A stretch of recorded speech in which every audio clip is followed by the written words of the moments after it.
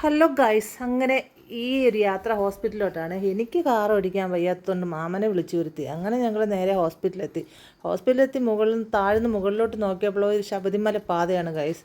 മുകളിൽ നിന്ന് താഴോട്ട് നോക്കിയാലോ നല്ലൊരു ഇറക്കമാണ്. എങ്ങനെയെങ്കിലുമൊക്കെ പിടിച്ചും എഴഞ്ഞും നടന്നും ഇരുന്നുമൊക്കെ ഹോസ്പിറ്റലിലെത്തി ഡോക്ടറെ കണ്ട് ചെക്കപ്പൊക്കെ ചെയ്തു. ചെറുതായിട്ട് നടന്നോളാൻ പറഞ്ഞു. അങ്ങനെ ഞങ്ങൾ തിരിച്ചിറങ്ങി വന്നൊരു ചായ കുടിക്കാമെന്ന് വെച്ച് ചായക്കടയിൽ കയറി ഗൈസ്.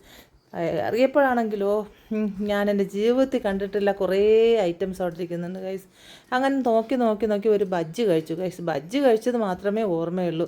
എരിവ് ആരണം അകവും പുറവും എരിവ്. പിന്നെ എങ്ങനെയൊക്കെയോ കഴിച്ച് കുറേ വെള്ളമൊക്കെ കുടിച്ച് എങ്ങനെയൊക്കെയോ പെട്ടെന്ന് അങ്ങ് വീട്ടിലെത്തി ഗൈസ്. ഇത് വെള്ളാഞ്ചിറ എന്ന് പറഞ്ഞ സ്ഥലത്താണ് ഈ വിപുലമായ ഈ ചായക്കട ഉള്ളത് ഗൈസ്.